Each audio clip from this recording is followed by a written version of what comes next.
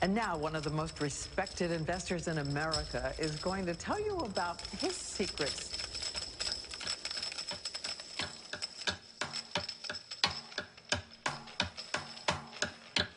Warren Buffett. It's the sound of money. $9.2 Warren Buffett, the second richest man in America. He's estimated to be worth about $62 billion. It makes him the richest man in the world.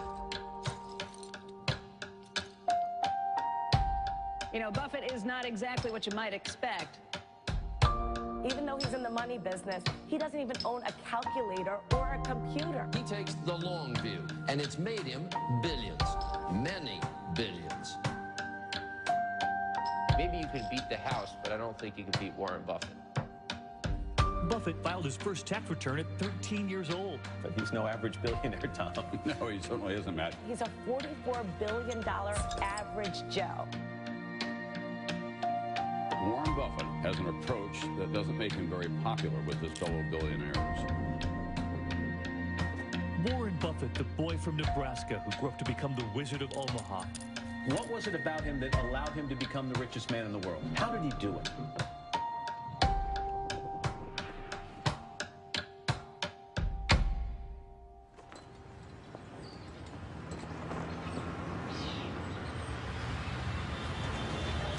70 years ago, I was in high school, almost a third as long as the country has been around.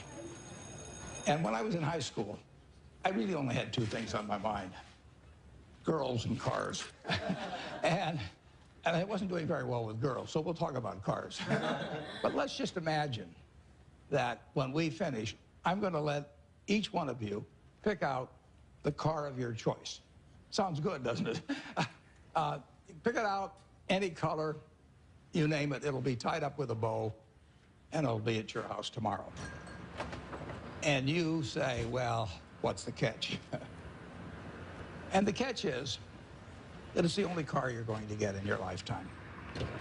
Now, what are you going to do knowing that that's the only car you're ever going to have and you love that car?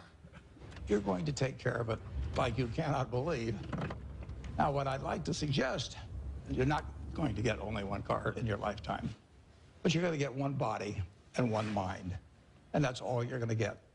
And that body and mind feels terrific now, but it has to last you a lifetime. I'm on the way to the office. It's all of a 5-minute drive.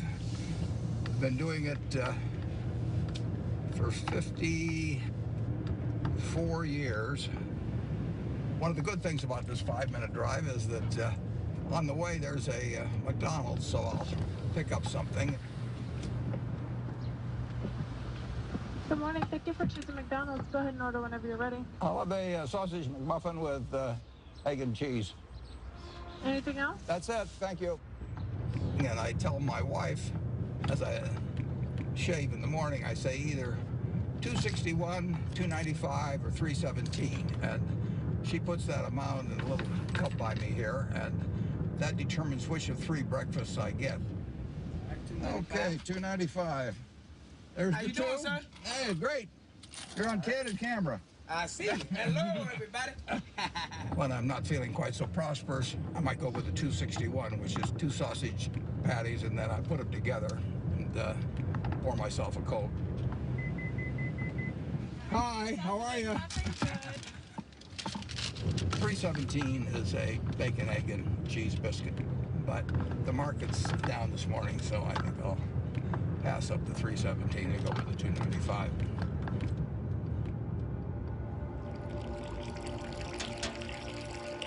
I like numbers. Started before I can remember. It just felt good working with numbers. I was always playing around with numbers in one way or another, and it was fun to have a bunch of guys over and have them betting on which marble would reach the drain first. I had a lot of energy as a kid. I was inquisitive, and I was the youngest one always in the class because I'd skip. I've always been competitive. I like to read more than most kids. I really like to read a lot.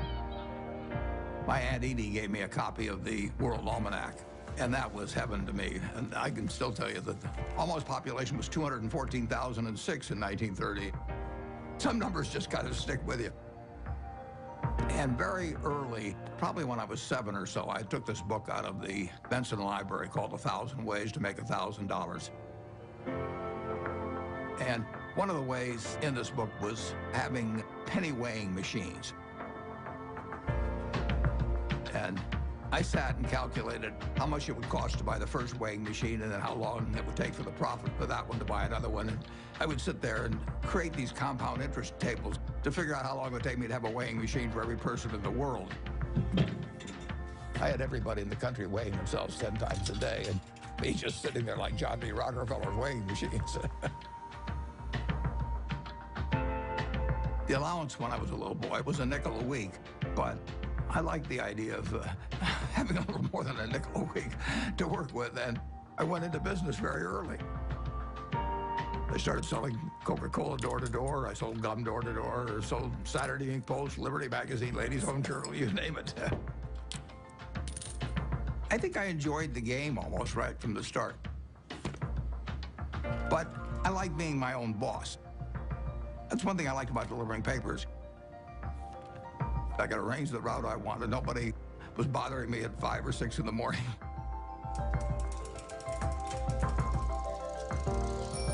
I was delivering 500 papers a day, and I made a penny a paper, but in terms of compounding, that penny turned into something else.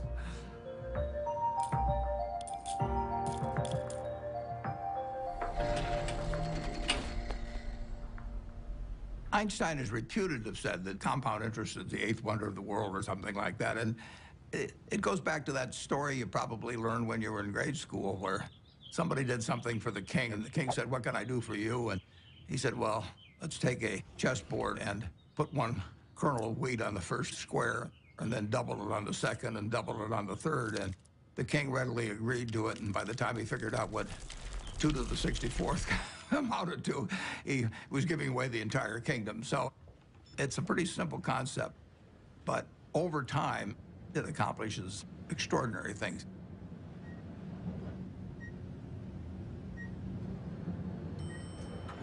Berkshire is an amazing company. It's 4th largest company in the Fortune 500. He is the only person who has ever, from scratch, built a company that is in the top 10 of the Fortune 500.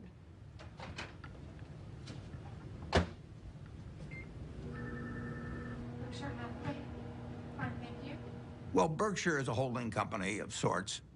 It owns a large number of separate businesses that operate independently of each other and, to a great extent, from the parent company, Berkshire Hathaway.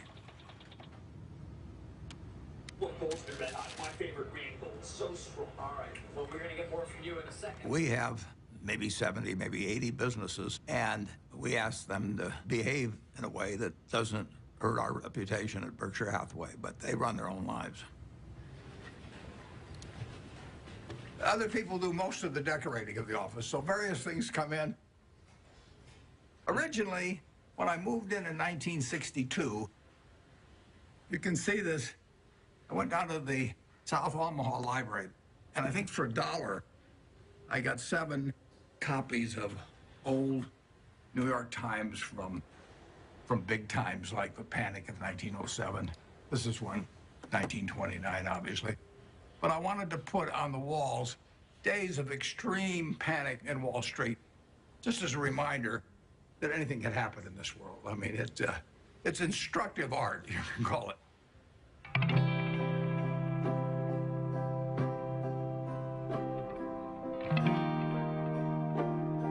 I was born in 1930 here in Omaha, Nebraska, during the stock market crash. Well, my dad lost his job in 1931, a year after I was born. He was a stock salesman, and he had what little savings he had in the bank, and so he started his own company. He worked right through the Depression.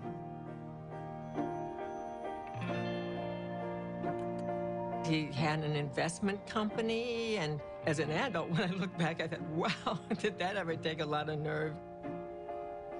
Sometimes we'd go down there on Sunday and we could play with the adding machine. My brother and I tended to play the games together. And I remember at one point, he said to me, I'm going to be a millionaire by the time I'm 30 or something like that. It was totally outside of anything my family had experienced, but he just was unusual that way. Well, I was the oldest, and then my brother, and then my sister. And my father would go to New York periodically to check on businesses and stocks and things like that. And he'd come back, he always had a costume for each of us, and Warren loved it. He was very good-natured. He was quiet. It was hard to tell he was a genius at that point. But, I mean, who was looking?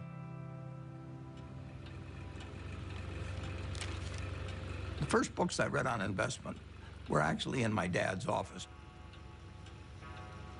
Pretty soon I read all the books in the office and read some of them more than once. My dad had various nicknames for me. He'd call me Fireball sometimes because I'd start little businesses. He didn't care about money at all. He believed very much in having an inner scorecard and never worry about what other people are thinking about you. You know, just if you know why you're doing what you're doing, that's good enough. I admired everything about him to the extent that I was absorbing lessons from him without knowing it. And the idea that all lives have equal value is something that all three of his children felt since I can remember. My dad, at one point, ran for Congress when I was 12 or so. It was a very Republican household.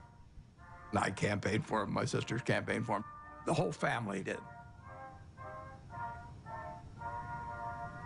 My mother was very, very bright, and she was very gregarious. She was a good campaigner for my dad.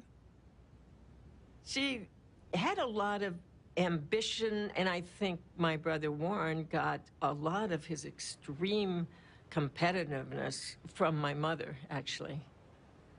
She was brilliant at math. You know, I guess they still had these things where you cranked them and things added up, and she could add it in her head faster than the machine could do it. She was absolutely amazing in that. She was very dutiful about taking care of the kids, but you didn't get the same feeling of love. It was there, but it didn't come out the same way as with my dad. In the nation, the only permanent way to prosperity is a balanced budget. Unless that goal is achieved, all post-war plans will collapse like Hitler's conquest. You have heard Congressman Howard L. H. Buffett, Republican member of the House of Representatives from Nebraska, speaking When I was about 12 or 13, we moved to Washington, my family, and I was mad. I was having fun in Omaha. I lost all my friends, and now I moved to a town where they were all strange. So I was very, very unhappy. At school, I just lost interest. I took pleasure in tormenting my teachers. At that time, for example, AT&T was the stock that all teachers owned for their retirement. And I decided that it would drive my teachers a little crazy if I went short the stock, because when you go short a stock, you're betting that it will go down.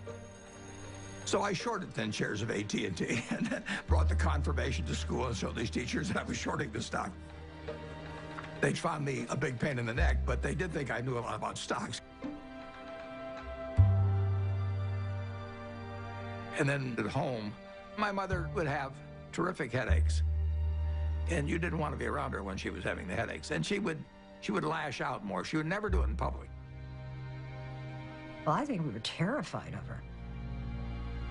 When I'd wake up in the morning, I'd listen to hear her voice. I could tell by her voice it was going to be a terrible day or not. When she got difficult, the three children felt it. When I was at the low point, sort of, I decided that I would run away. So I talked two other guys into running away with me. We went out and we started hitchhiking. And then we got picked up by the highway patrol, and that scared the hell out of us. It's very interesting. My dad never really gave me help about doing this. But he finally said, you know, he said, you can do better than this.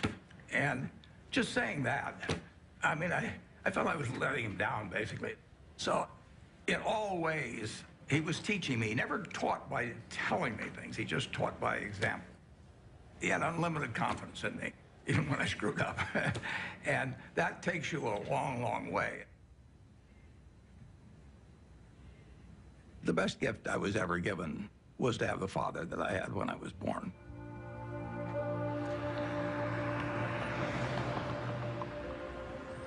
I didn't want to go to college. I was 16 when I got out of high school, and I was buying stocks. I mean, I actually was having a pretty good time, and I didn't see that there really was much to be gained by going to college, but my dad kind of jollied me into it. He had a roommate who was a friend of mine, and the roommate said it just drove him crazy because he studied all the time, and Warren would come in like 15 minutes before the exam and just ace his way through it. I finished in 3 years because I had enough credits, and I was in a hurry. I wanted to get out. When I got out of the University of Nebraska, I applied to Harvard Business School. They told me I was to get interviewed in a place near Chicago. I got there, and he interviewed me for about 10 minutes. And he said, forget it. You're not going to Harvard. And so now I'm thinking, what do I tell my dad? You know, this is terrible. And it turned out to be the best thing ever happened to me. Later that summer, I was looking through a catalog. And in the catalog, it had these names of people that were teaching. And one was Graham and another was Dodd. I had read this book by the two of them. So I wrote him a letter in mid-August. And I said, Dear Professor Dodd, I said, I thought you guys were dead. But now that I found out that you're alive and teaching at Columbia, I would really like to come. And he admitted me. So, you know, that it just shows you never can tell.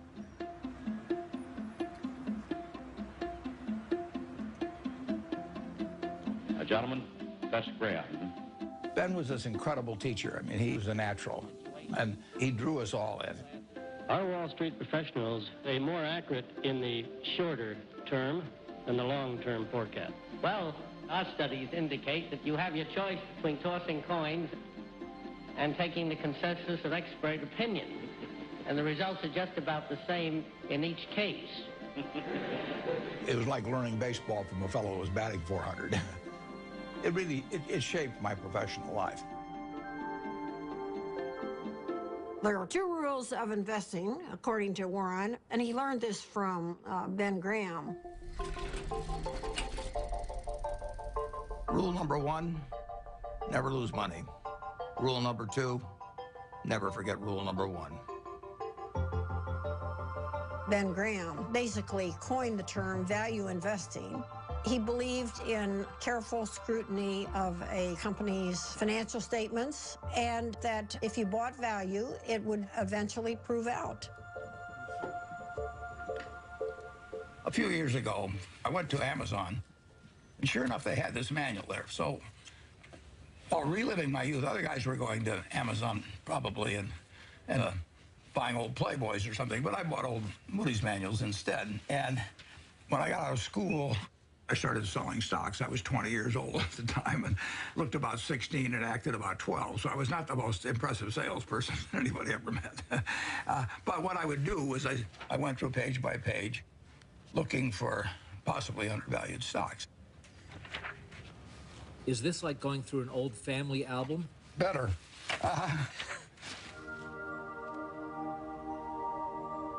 When I got out of business school at Columbia, I developed pretty decent skills in terms of business, but I hadn't really come to terms with the world exactly. What were you like around girls back then? Bad. I was sort of out of the swing of things there for a while. I went to my 60th reunion. There's a girl there. I took her out one time to the Uptown Theater in Washington, and I asked her whether she remembered what movie we saw, and she said, no, I don't remember that. And then she said, but I do remember one thing. And like an idiot, I said, what was that? And she said, well, you picked me up in a hearse. And it was true that I owned a half interest in a hearse when I was in high school, which was not the smoothest thing, or coolest, as I would say now, the thing that you could do on a date. There were two turning points in my life. Once when I came out of the womb, and once when I met Susie, basically. She was the girl, yeah. But it took her a little longer to figure out I was the boy. I was going to be his youngest sister's roommate at Northwestern. So I walked into their house, and he was sitting in this chair, and he made some sarcastic quip. So I made one back. I thought, who is this jerk? And that's how we met, yes. Listen, Warren is smarter than you even know. His brain is going all the time. And my dad said to me, now you have to understand about him. You're not going to have discussions with him like you would most normal people. But he has a heart of gold. He was just totally enamored of her, and why not? And she of him. She'd sit on his lap all the time, and he'd stroke her hair. It was softening him. Susie was really kind, considerate, and she was the balancing force. I just got very, very, very lucky. But I was a lopsided person, and it took a while, but she just stood there with a little watering can and just nourished me along and changed me. Somebody once said that the chains of habit are too light to be felt until they're too heavy to be broken. I had been terrified of public speaking. I couldn't do it. I'd throw up. And I knew if I didn't cure it then, I'd never cure it. And so I saw an ad in the paper for the Dale Carnegie course, which worked on developing your ability to speak in public. And I went down there. Be sincere. A good smile has the same effect as a puppy's tail. When a puppy wags... They made us do all these crazy things to get out of ourselves, and so we stood on tables and did all kinds of things.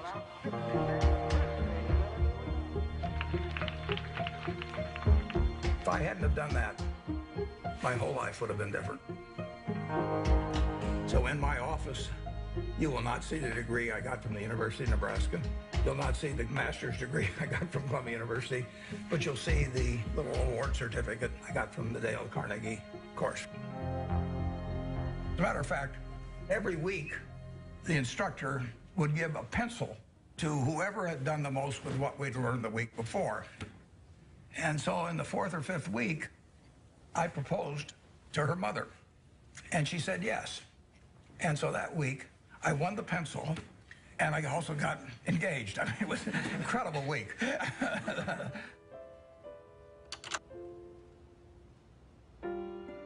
Wedding day was kind of interesting because I couldn't see anything without my glasses, and I was so nervous that I just decided I'd take off my glasses and I wouldn't be able to see all those people out there.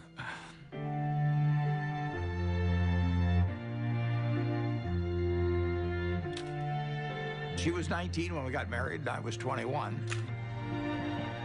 But she was so much more mature than I was, there's no comparison.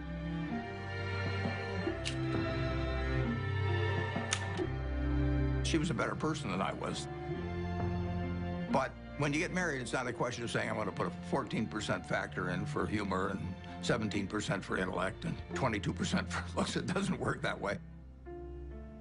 I knew it was the right decision, and it was.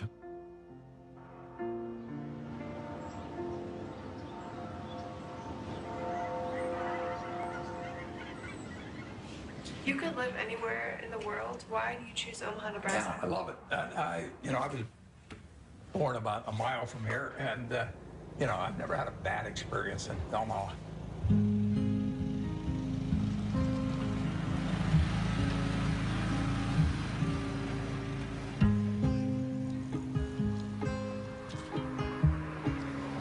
Omaha and Nebraska are home to me.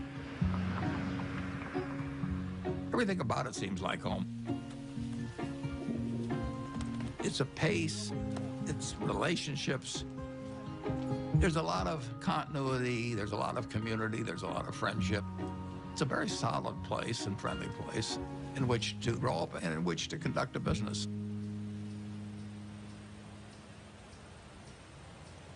When I came back to Omaha in early 1956, I had no idea what I was going to do. But a few months after I came back, some members of the family said, what should we do with our money? And I said, well, I'm not going back in the business of selling stocks, but if you would like to join me in a partnership, I said, I'll be glad to do it. So within a couple of months after coming back, I set up the first partnership.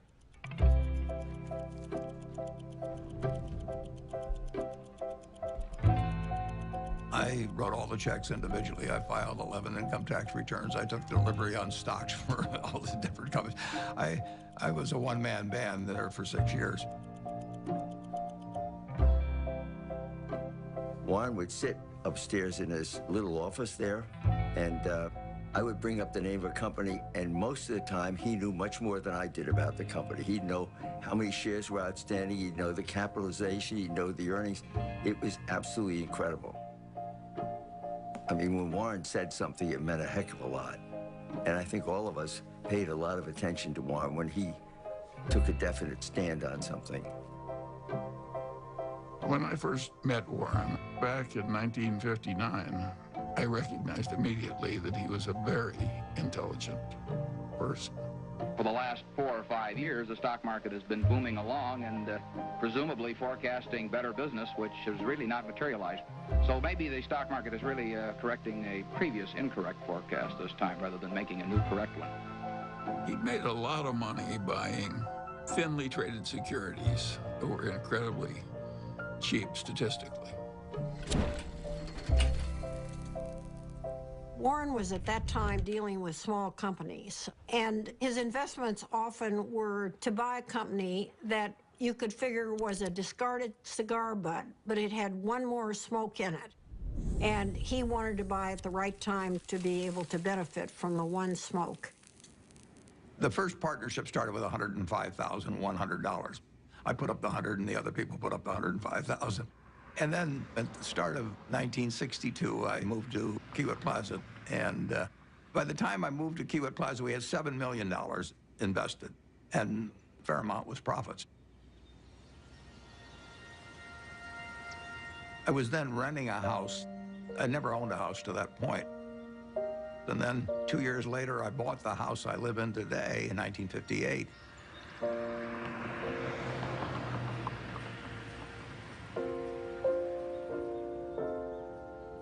We had 3 children, Susie and I. And we had them young, incidentally, which was, I think, a very good thing.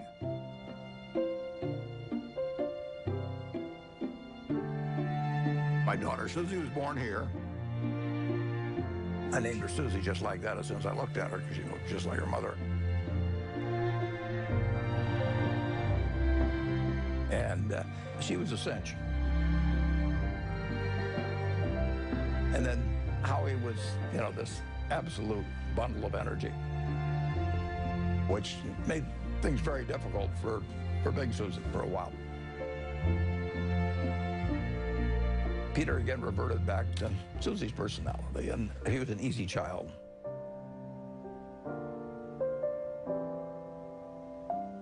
Well, you know, I would describe my childhood as normal, but who knows what normal is. People often think, you know, well, Warren Buffett was this famous rich guy. He was not famous and he wasn't rich when we were growing up. What I saw first and foremost, day in and day out, was consistency. Every day we'd hear the garage door close in the house, and then like clockwork, my dad would come in the door, I'm home, and we'd all eat dinner together, which I think surprises a lot of people. My dad, he used to rock me to sleep at night and sing Over the Rainbow. So I have this insanely sentimental attachment to that song.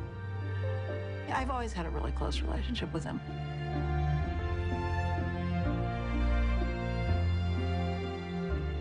I've got 3 very different kids, and they've got a common heart, which they got from their mother. She did most of the work, by far, of bringing up the children, which was probably a good thing. They have more of her qualities than mine, which I would recommend. Well, my mom was the biggest part of my life growing up. Even though I got disciplined on a regular basis, and she was usually the one doing it, she was still my best friend. She was somebody who would help anybody. I mean, whether she knew them or didn't know them, or maybe even didn't agree with them, she would still help them. She was incredibly empathetic, and she was interested in every person individually. She never cared about money or business at all. I mean, he would go around saying, I'm going to be the richest man in the world. And I think, well, it's like somebody says I play music and I'm going to be Mozart. I don't know. How does anyone know? How does anyone know, you know? So that was okay. I don't really care about that. I would say that Susie led Warren toward changing his political views. He grew up as a young Republican. His father was a Republican congressman. But Susie saw things in different ways. She was the catalyst. Freedom, freedom, freedom. Freedom. What do we want now? When the children were growing up, I was very involved in civil rights. I was immersed in it, and I think that's what made Warren a Democrat. He would go with me to hear speakers. I remember that speech that Martin Luther King gave. That was one of the most inspiring speeches I've ever heard. I come to say to you this afternoon, Took me right out of my seat. My wife was with me, and we both had the same experience. It was interesting. In that speech, he talked about truth forever on the scaffold, wrong forever on the throne, but that scaffold sways the future. Well, he was going to be dead in 6 months, but that scaffold did sway the future. My wife was more active than I was, but I was 100% with her mentally. I was just working a little more on my own investments. But it did make a difference what we were going to do with the money after we made it. I thought I would pile it up over the years, then she would unpile it in terms of running one very large foundation. And I was particularly good at compounding money, and therefore society would benefit by waiting. I was genetically blessed with a certain wiring that's very useful in a highly developed market system where there's lots of chips on the table, and I happen to be good at that game. Ted Williams wrote a book called The Science of Hitting, and in it he had a picture of himself at bat and the strike zone broken into, I think, 77 squares. And he said if he waited for the pitch that was really in a sweet spot, he would bat 400, and if he had to swing at something on the lower corner, he would probably bat 235. And in investing, I'm in a no-called strike business, which is the best business you can be in. I can look at 1,000 different companies, and I don't have to be right on every one of them, or even 50 of them. So I can pick the ball I want to hit. And the trick in investing is just to sit there and watch pitch after pitch go by and wait for the one right in your sweet spot. And if people are yelling, swing you bum, ignore them.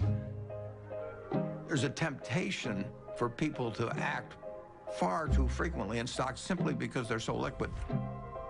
Over the years, you develop a lot of filters. And I do know what I call my circle of competence. So I stay within that circle, and I don't worry about things that are outside that circle. Defining what your game is, where you're going to have an edge, is enormously important.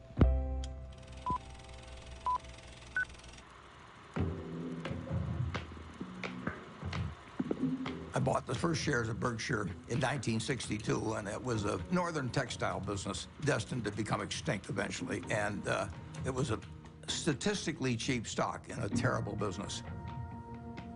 Berkshire Hathaway was closing mills, and as they closed mills, it would free up some capital, and then they would repurchase shares.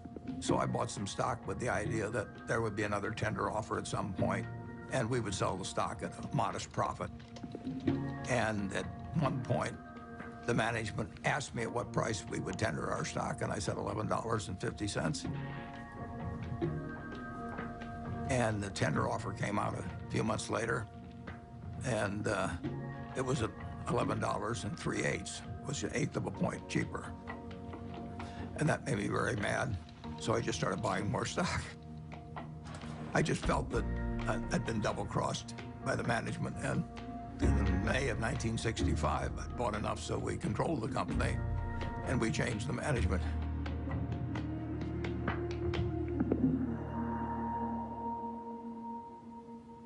That was a pretty silly way to behave, as Warren has recounted in retrospect.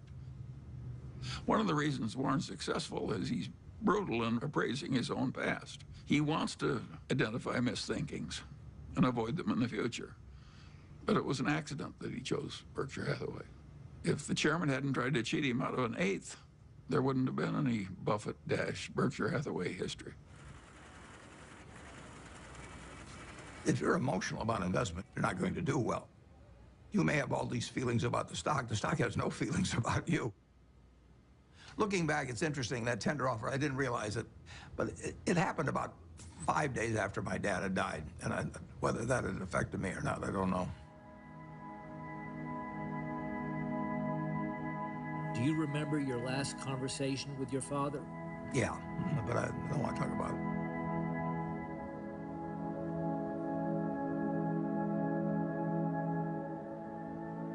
I think it just sobered him and hurt him.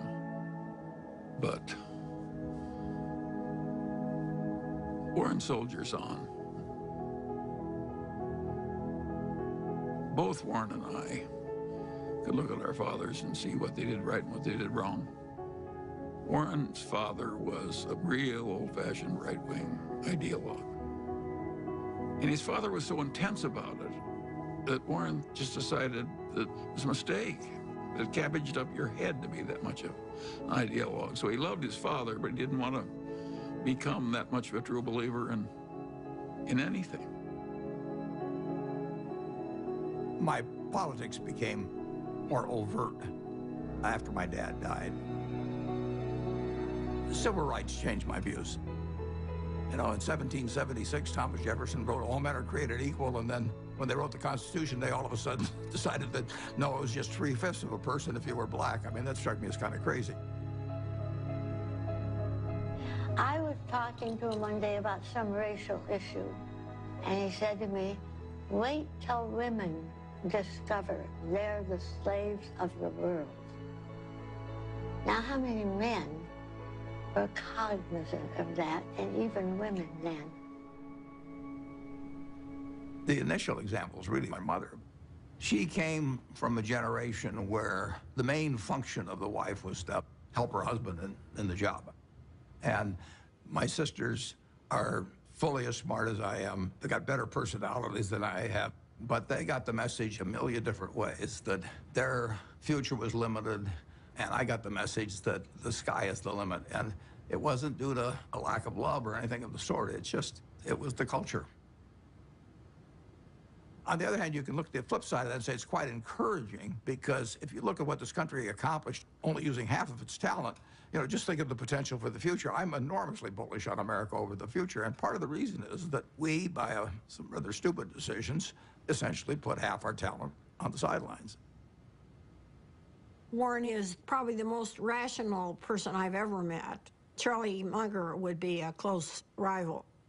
And Charlie became a man that Warren depended on heavily. And I think his first experiences in the discarded cigar butt era convinced him that it was not exactly where he wanted to be.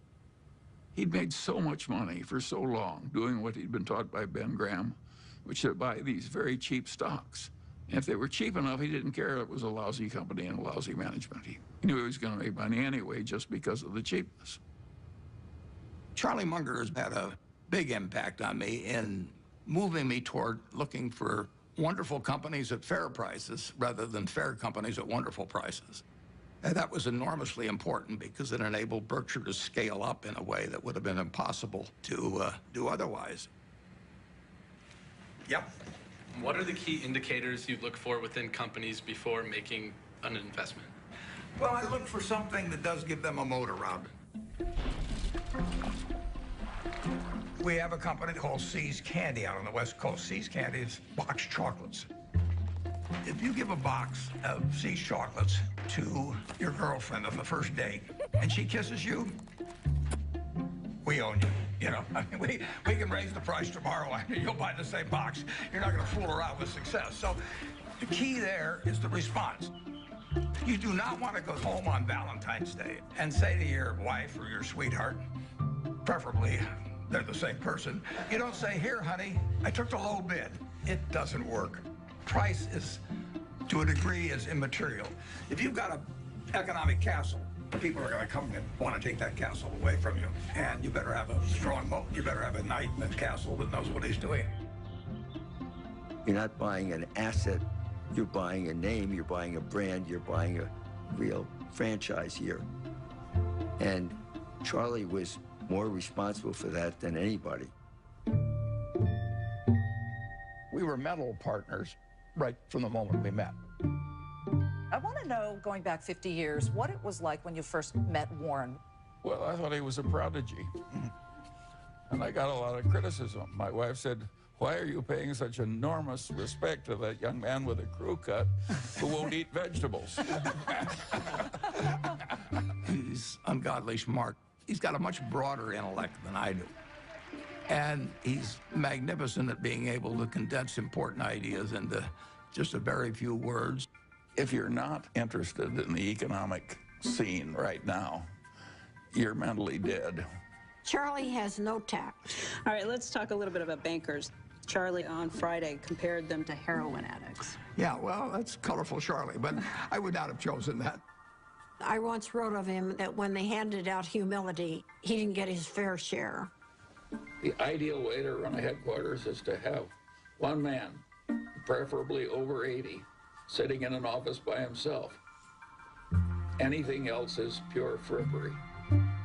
He's always honest in what he tells me, so I listen to him.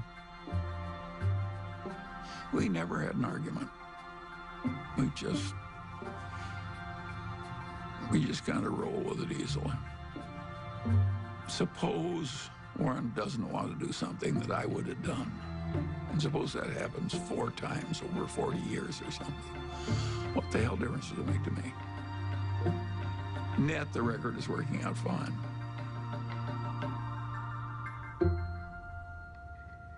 Both of us know that we've done better by having ethics.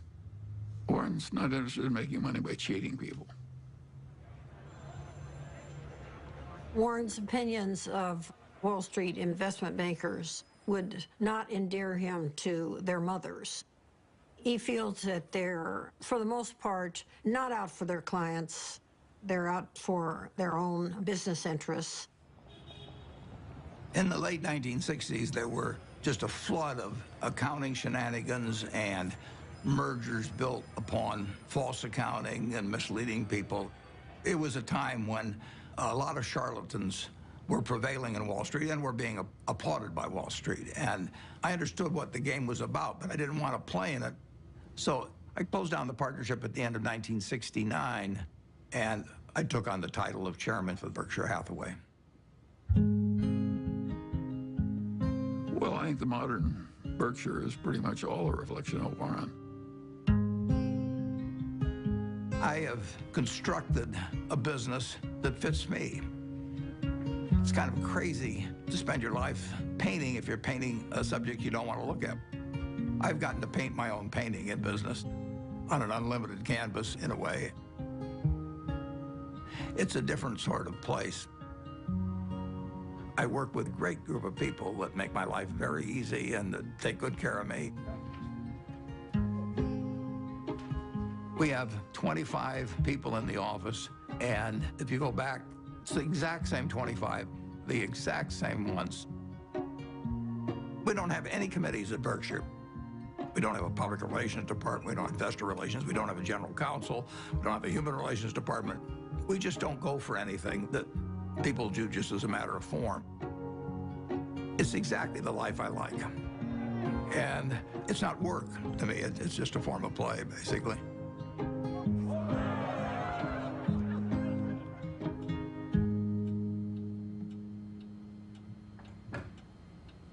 Well, I like things quiet. I shut the door, actually, at the office because I don't want to hear anybody talking outside. And I still probably spend 5 or 6 hours a day reading. Look at what's trending today. Our quick roundup of what has you talking. Well, what's amazing is the stuff he remembers. It's like a little computer, you know. I keep thinking the hard drive will run out of space, but it doesn't. He's one of the smartest people we know. So I was at a couple of the family dinners at the Gates house where Mary, Bill's mom, was trying to convince him to come out to the family place at Hood Canal to meet Warren Buffett. And he was resisting because he was really busy with Microsoft. And finally he said, Mom, okay, I'll come for lunch. So the two of us flew out there somewhat reluctantly because, you know, buying and selling stocks, which is how I thought of Warren, wasn't of particular interest to me and didn't seem like value added. It turned out that was completely wrong. We knew that day that we'd be very close friends. In fact, we just couldn't get enough of each other. Shortly after I met Bill Gates, Bill's dad asked each of us to write down on a piece of paper one word that would best describe what had helped us the most. Bill and I, without any collaboration at all, each wrote the word focus. Well, focus has always been a strong part of my personality. If I get interested in something, I get really interested. If I get interested in a new subject, I want to read about it, I want to talk about it, and I want to meet people that are involved in it. We both love to work hard. You know, neither of us like frivolous things. You know, he doesn't know much about cooking or art or a huge range of things. I can't tell you the color of the walls in my bedroom or my living room. I don't have a mind that relates to the physical universe well. Warren checking the Dow. But the business universe, I think I understand reasonably well. Warren's ability to size up people and businesses, it's a pretty magical thing. He is the best at that of anybody we know. We should all try to be 20% as good at that. I like to sit and think. And I spent a lot of time doing that, and sometimes it's pretty unproductive, but I find it enjoyable to think about, particularly about business or investment problems. They're easy. It's the human problems that are the tough ones. Sometimes there aren't any good answers with human problems. There's almost always a good answer with money.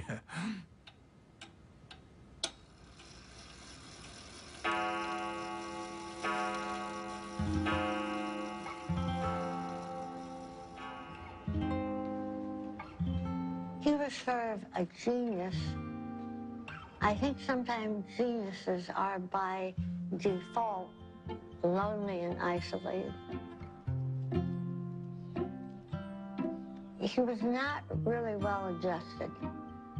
He was just this funny, humorous guy who maybe had a moat around him because he was afraid and he didn't know anyone that he wanted to let in. And to this day, I don't know, well, nobody knows him like I do, and probably any wife would say that. But,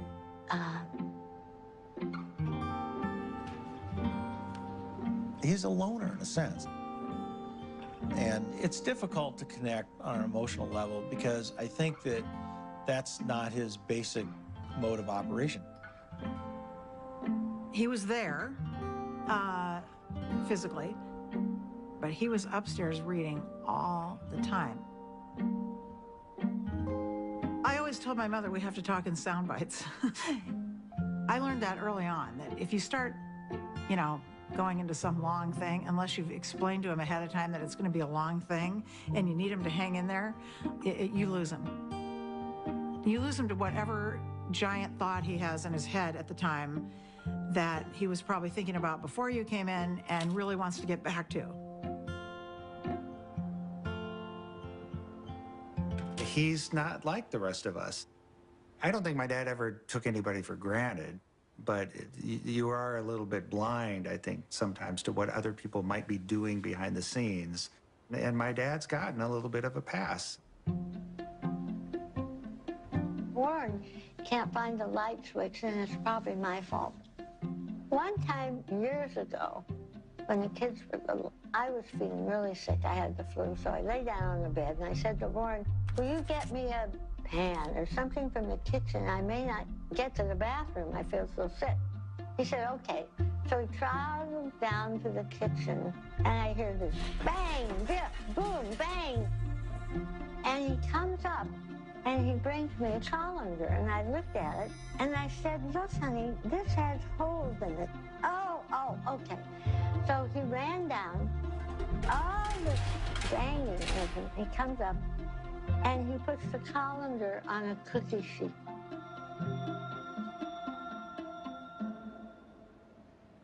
Physical proximity to Warren doesn't always mean that he's there with you.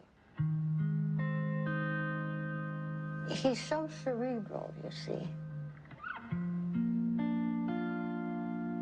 And that's why I learned to have my own life. We were two parallel lines, but very connected when he was open to connecting. I did make a joke at one point. I said, you know, we could make a tape of Mom yelling, you know, bye, Warren, I'll be back later, and then have the door slam, and you would just think she was here. I don't think he knew what she was doing most of the time. Once Howie and I were both gone, as we've gotten older, she started to see the writing on the wall here and, you know, just started trying to figure out how she could at least have some more, she called it, you know, a room of her own.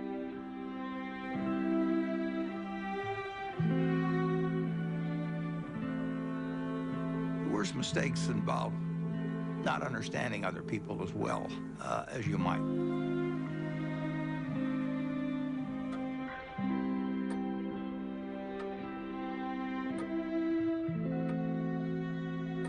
Well, she left Omaha in 1977, and there really isn't much to say about that.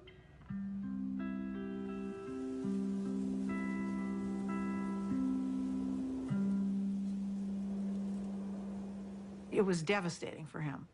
And I came home because I can't say I was mad at her exactly, but I kept thinking, how can you leave him? He can't function by himself. So my mother, she'd asked a bunch of her friends to sort of look in on him. And Astrid was one of them. So I called Astrid. I said, Astrid, will you take Warren, make him some soup? Go over there and look after him because he's not going to make it. And it took him a while to figure it out, but he figured it out. I said, I'm not leaving you because I'll be wherever you want me when you want me. My mom moved to San Francisco, and I think one of the reasons it was important for her to leave Omaha was because she just felt like she was kind of trapped in this environment, that everybody knew who she was, that she, you know, couldn't have her own identity. He knew that there was something she needed to do, and that she really recognized that the money gave us all and her a choice in a lot of ways that a lot of people didn't have. There was a time Warren was getting criticized that here was this very, very rich man who was getting richer every year and really wasn't giving a lot of money away. And there was terrific criticism by some people, which Warren never said anything about. The biggest thing in making money is time. You don't have to be particularly smart, you just have to be patient. Susie didn't want to wait as much as I did, but she never quite appreciated compounding like I did. That is a disagreement we have. I run the foundation now. I think we should be giving more money away. But I understand why we don't, because it's business. To me, the crux of it is that it wasn't the money itself. You can see that in the way he lives. I mean, he doesn't buy huge paintings or build big houses or anything like that. It's all mental with him. And the money is his scorecard. And he used to say to me, everybody can read what I read. It's a level playing field. And he loves that because he's competitive. And he's sitting there all by himself in his office reading these things that everybody else can read. But he loves the idea that he's going to win. I'll tell you how you do it. Have you ever seen a juggler juggle 25 milk bottles? How did he ever get to do that? The answer is he started with 1 bottle, then 2, then 3, and just kept doing it, and pretty soon he was at 25. And that's the way we did it. So basically, we started out with cash and ended up buying a bunch of businesses, including insurance companies. Insurance is in itself a profitable business, but it has the additional advantage of creating something that's called float. And float is the money that hangs around Berkshire while a claim is waiting to be paid. And Warren turned out to have an extraordinary ability to use the money thrown off by the float to buy companies that fed the growth of Berkshire. In 1983, Mrs. B cashed in on her business by selling control for $55 million to a company owned by investor Warren Buffett.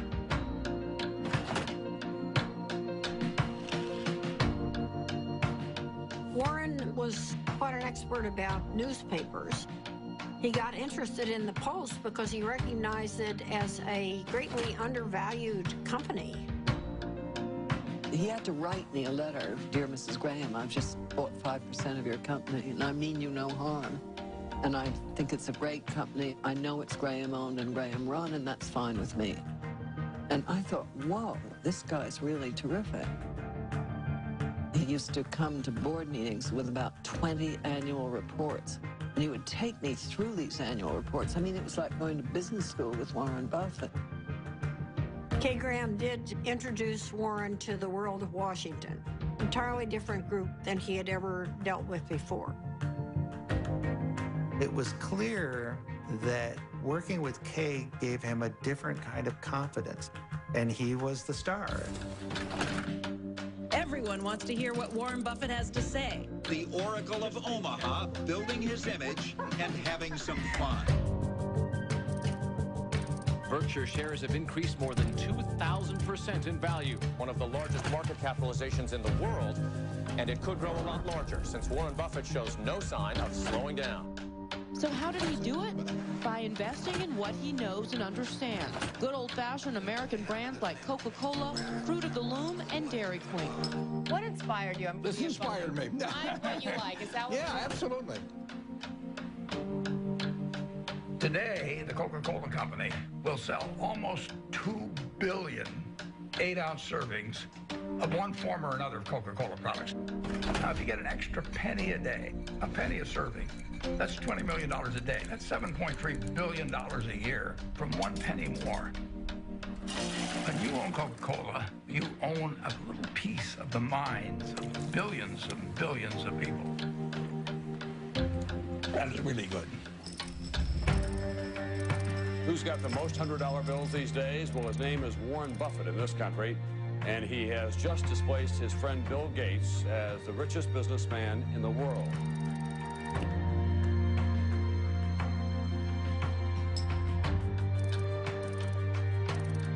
And the purpose of Wednesday's meeting was to discuss Buffett's company, Berkshire Hathaway's plan to purchase railroad giant Burlington Northern. Valued at $26 billion, this would be Buffett's largest acquisition ever. He's created Berkshire from virtually nothing into hundreds of billions of dollars of market cap. Nobody else has a record like that. He wanted to have an outstanding reputation, that he never really upset the apple cart when he bought a business, that he kept the management in place. He was establishing a reputation that paid off later in life. It's been building and building ever since I've known him. It takes 20 years to build a reputation, and it takes 5 minutes to lose it. When Warren made his investment in Solomon, I was one of the people, along with many, many others, who were quite amazed, because he had taken a very critical tone in talking about investment bankers and about their greed. And here he was investing in one, Solomon Brothers, that was known to be a member of the club. Warren and Charlie went on the board, and Charlie couldn't stand what was going on there and didn't like the culture at all. And shortly after they got involved, the thing exploded.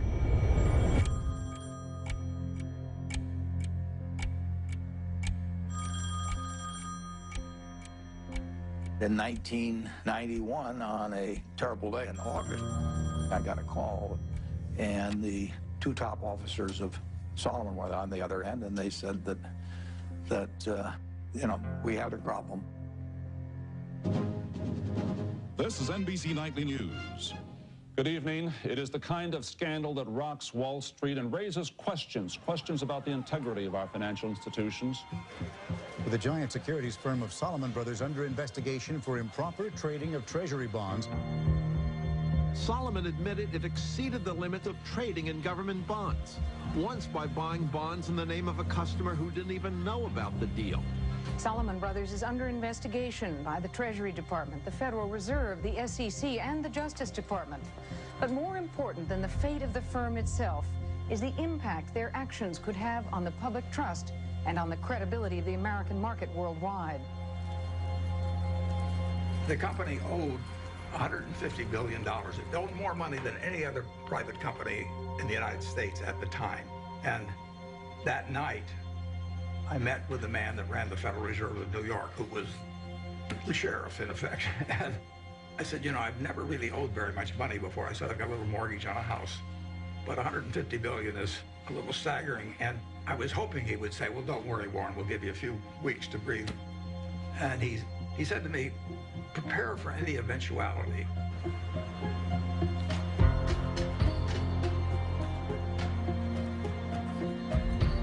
Earlier today, the U.S. Treasury Department announced that it had suspended Solomon Brothers from participating in the auction of new issues. It was one more jolt for a scandal-scarred Wall Street. The Fed was in effect saying, you're an evil force and we don't want you trading our bonds. It was a huge turning point for Warren. And he believed that at that particular point, his reputation was on the line. Warren had 24 hours to make up his mind as whether he was going to go forward or just bow out. And I think at that point, Solomon Brothers could have gone into bankruptcy. And Warren stepped up and took responsibility. Okay, I'm Warren Buffett. I was elected interim chairman of Solomon Inc. A few hours ago at a board of directors meeting. Why was it necessary for you to step in, and what is your mandate of leadership? I think that it was necessary to step in because I would do whatever was needed to dig out any bit of information about what's happened in the past, and I would do everything I could to make sure that things are exactly right in the future. Mr. Buffett, are you satisfied that the worst... I had to convince the Treasury that what was done in the past was awful and stupid, and they had every right to be furious at us. But this firm employed 8,000 people, and it was going to go out of business unless they let us continue, basically. Warren believed that there was a too-big-to-fail scenario. The term was not used then, but he believed that Solomon was too big to fail. And if Solomon went down, it would take other important parts of Wall Street with it. We had this death knell from the Treasury, so I called the Treasury. Nick Brady was the secretary. I'm pleading for my life, and I'm sure my voice was cracking and everything else. I said, Nick, this is the most important day of my life. And that I really did feel that it was going to be a colossal disaster. He wasn't sure I was right at all. In fact, he probably thought I was wrong, but he knew that I felt what I was saying. So the Treasury modified its order, and in effect, of course, it was quite an endorsement. It was huge.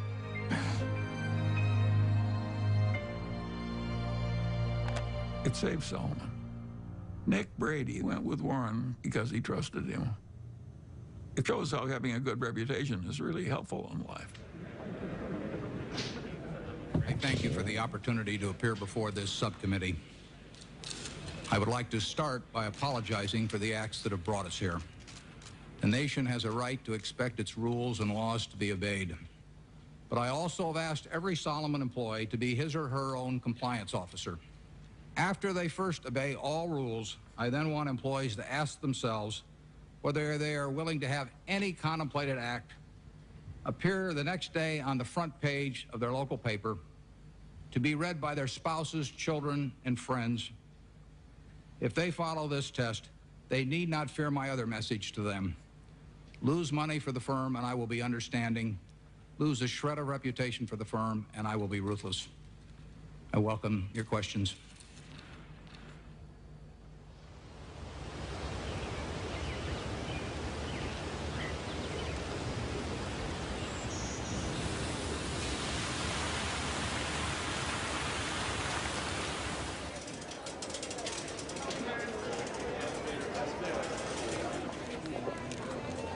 It's been 50 years since I formally took control of Berkshire Hathaway, and step by step, we've created something that is kind of what I dreamt we might create over time, but it took a lot of time to do it. It never seemed like we were making that much progress on any one day, but compound interest works.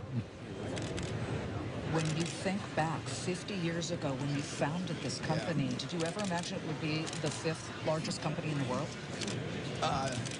No, I didn't. But if I was thinking about it, I wouldn't have thought in terms of being the 5th, or the 4th, or the 3rd. You would have wanted number 1. Well, I mean, if you're going to dream, you might as well dream.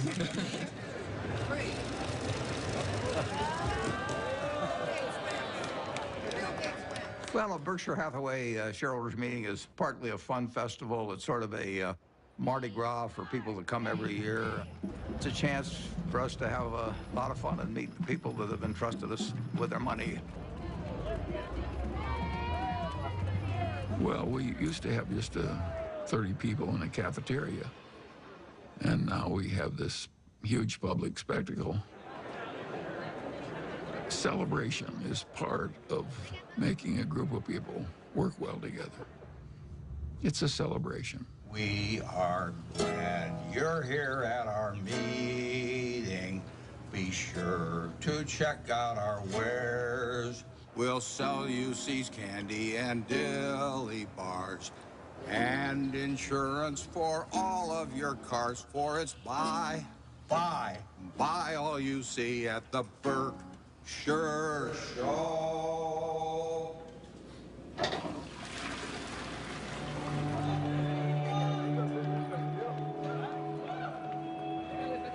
He truly loves to do what he does. I think investors who own Berkshire Hathaway, they see themselves as a part of a community. There are more long-term holders of Berkshire than any company. People consider it a religion. They don't buy it with the idea they're going to sell it next week. I think most of them buy it with the intent of holding it for their lifetime, just like they'd buy a farm or buy an apartment house. At Berkshire, everybody gets the same information from the comprehensive annual report. We don't meet with the analysts. I'm not interested in what an analyst thinks about Berkshire. I'm interested in what the owners of Berkshire think about Berkshire. He came out of a private partnership where people he knew were trusting him. And he had his relatives in the partnership, and they were not rich. And as it got bigger, started treating everybody else the way he treated his relatives. In terms of our feeling toward the people who are shareholders, we regard them as our partners. They're not some faceless group of people. And that's why at the annual meeting, I love seeing 40,000 of them. It gives real meaning to what we're doing every day. Let's try. If you knew Susie like I know Susie, We just have a lot of love and respect for each other, and that's never changed. I don't go to most things in Omaha because I think Astrid lives there with him, and that's for her to do. And then we do all kinds of things. Strange as it may seem to people, I always think, who cares? If it's working between the people who are directly involved, who cares what anyone thinks? And my mother and Astrid were very close. They really, really loved each other.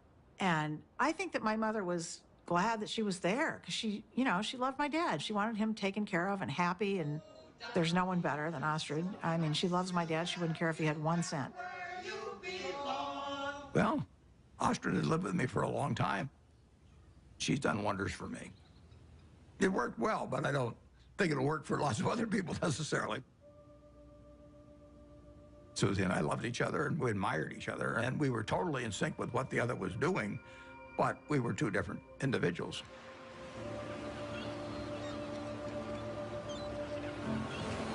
The first time Warren came out to San Francisco, we took a walk and he looked around, and he's not very visual.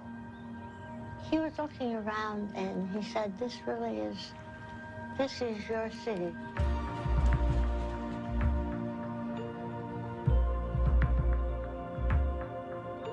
I am so drawn to color and light and form and nature that he thought it was a good place for me.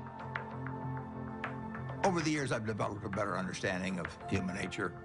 I can learn a lot about investments out of a book, but I don't think you can learn as much about human beings. You really need some experiences, and I'm wiser in that respect than I was 40 or 50 years ago, even though I can't rattle off numbers the same way I used to be able to.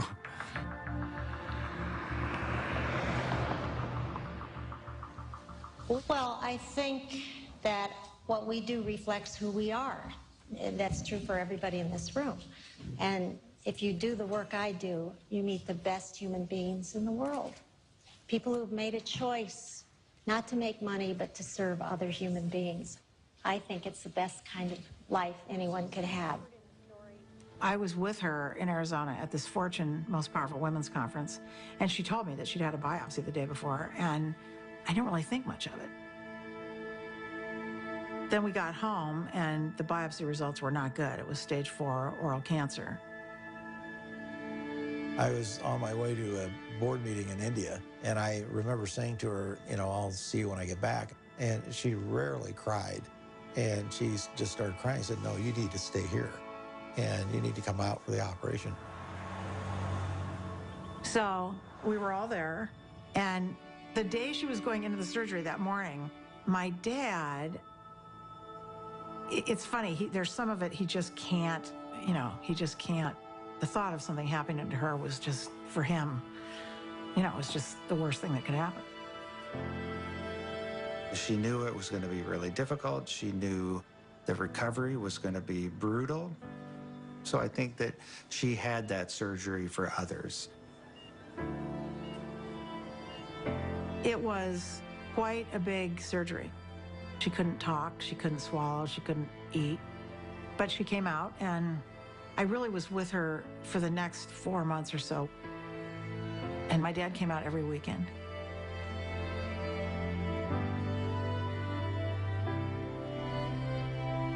And in a few months, she was doing better.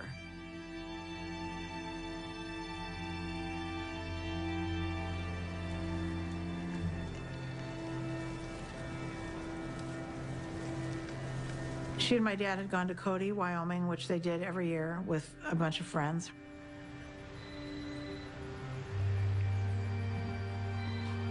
And my dad called, this was, 8 o'clock at night or something. And he said, something happened to Mom. I'm in an ambulance. You need to come.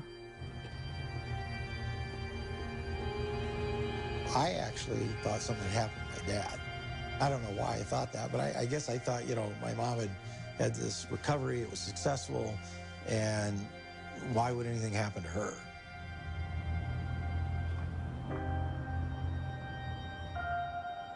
It was horrible.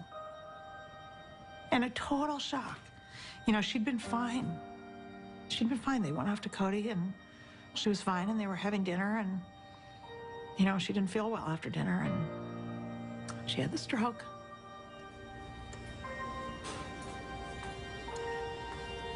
We went into the hospital room, and my dad was sitting there. He'd been sitting there all night, holding her hand. I was so proud of him, because when it came down to it, he knew what he was supposed to do, and he did it, which was nothing. So my dad went to sleep, and I sat with her, and I just kept putting my hand on her heart to see if she was breathing. And at one point, I didn't feel anything. So I went out and I got the nurse. And I said, can you come in here? And she said, no, she's gone. So I have to say one of the worst moments of my life was waking my dad up to tell him that.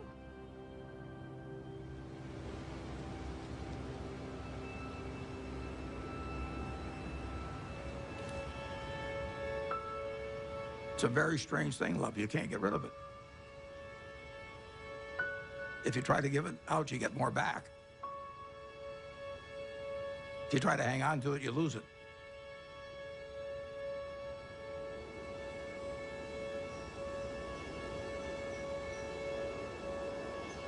Susie really put me together. She believed in me. She put me together, and well, not only turned out to be the person I've turned out to be, but I actually wouldn't have been as successful in business without that. She made me more of a whole person.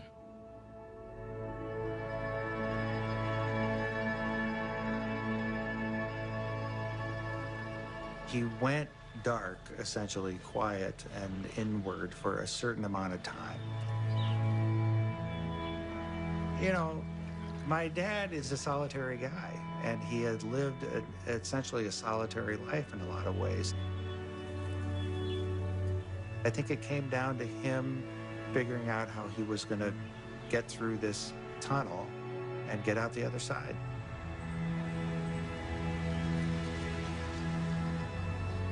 In my head at the time, I thought, God, I don't know if he'll ever get out of bed.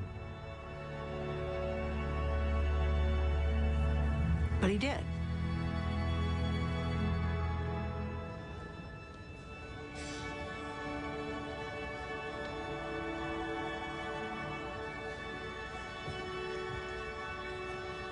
Welcome.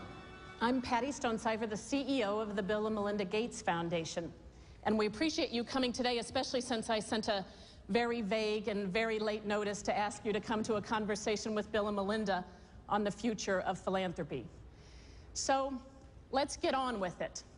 I have the pleasure of introducing a good man whose great decision is going to change the world, Warren Buffett.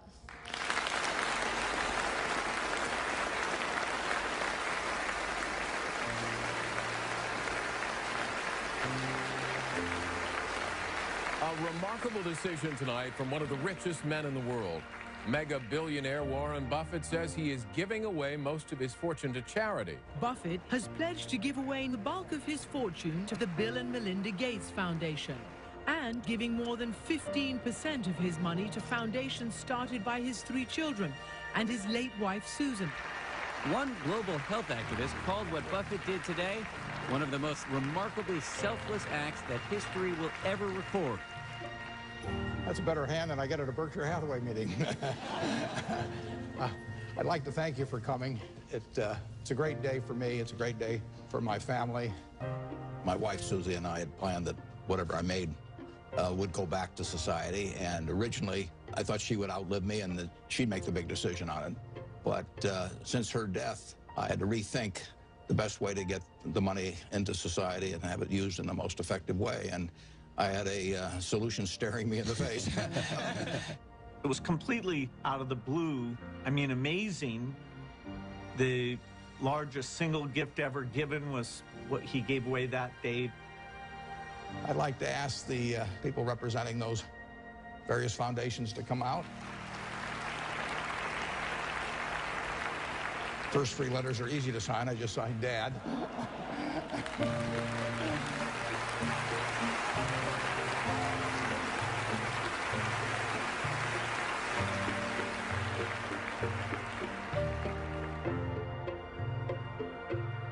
When he wrote the letter to us, he put something in that letter that was incredibly important to me, which was exactly how our foundation behaves, which is if you're going to try to bat 1,000, you won't do very many things that are important. But if you're willing to basically strike out a few times, you can really change something big. ICCN! Well, I feel terrific about the fact that my 3 children each run a separate foundation that combines their special interests, whether it's early education or whether it's farming in areas where people's techniques for using small plots of land could use a lot of improvement. All kinds of ways, vaccines, you name it. More powerful than Buffett's gift is the message he's sending to other wealthy Americans, that those who have the least in this world should benefit from those who have the most.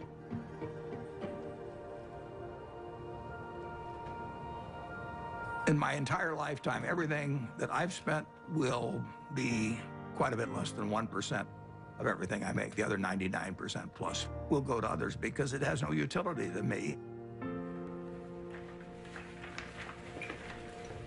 So it's silly for me to not transfer that utility to people who can use it.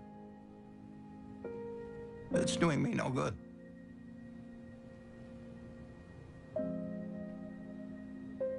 I am so proud of what we do. I almost cry at every board meeting because I just think she would be so proud. And that is my biggest job, in my opinion, is to make sure that every penny gets spent the way she would want it spent. Whoever you are in this life, you don't want to think you wasted a lot of your energy and love and time on something useless. I always thought I'd marry a minister or a doctor or somebody out doing some valuable service to human beings. And the fact that I married somebody who makes just piles of money is really the antithesis of what I ever thought. But I know what he is, and he is, there's no finer human being than who he is.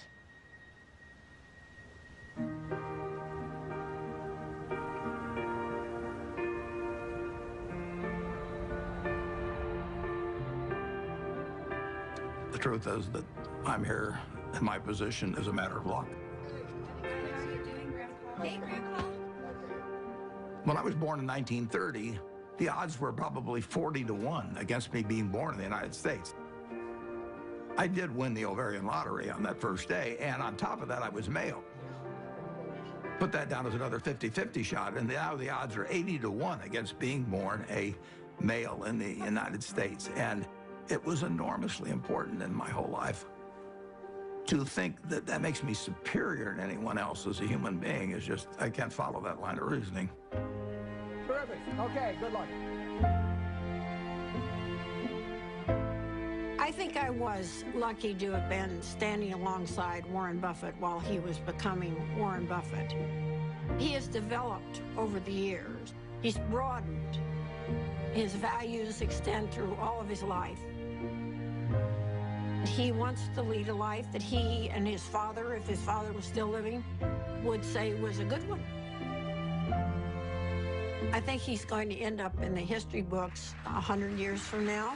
I'm not sure what role he's going to be assigned. Will he be famous for what he did as an investor or as a philanthropist? But Warren said that his ambition in life is to be a teacher. The world is a great movie to watch, but you don't want to sleepwalk through life. The important thing to do is to look for the job you would take if you didn't need a job. And life is wonderful then. I mean, you know, you jump out of bed in the morning because you're really looking forward to the day. I have, for over 60 years, been able to tap dance to work just because I'm doing what I love doing. And I just feel very, very lucky. Okay, class dismissed.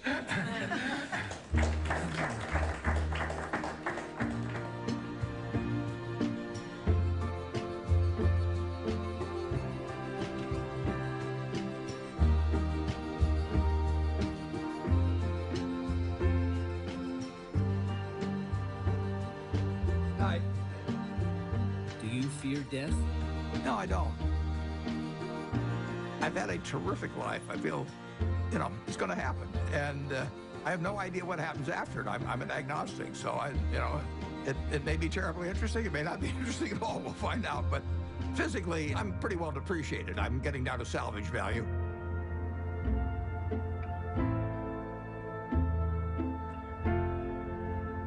But it really doesn't make any difference at all. It doesn't interfere with my work. It doesn't interfere with my happiness. It doesn't interfere with my thinking.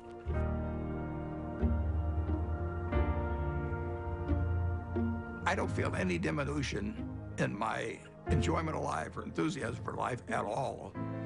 In fact, in a sense, the game that I'm in gets more interesting all the time. It's a competitive game, it's a big game, and I enjoyed the game a lot.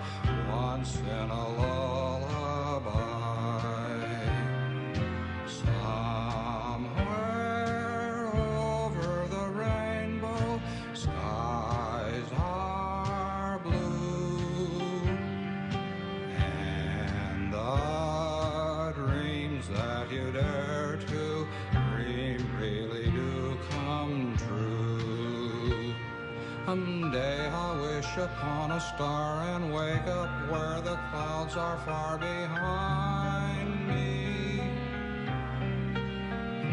where troubles melt like lemon drops away above the chimneyed huts. That's where you'll find me. Somewhere over the rainbow, bluebirds fly. Birds fly over the rainbow. Why then, oh, why can't I?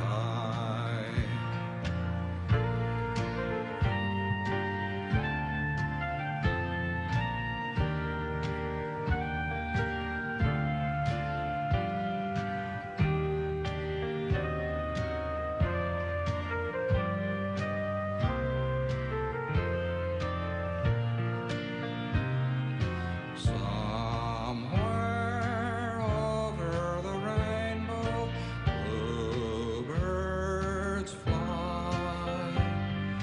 Birds fly over the rainbow. Why then, oh, why can't I? If happy little bluebirds fly beyond the rainbow, why, oh, why can't I? Good night, Susan.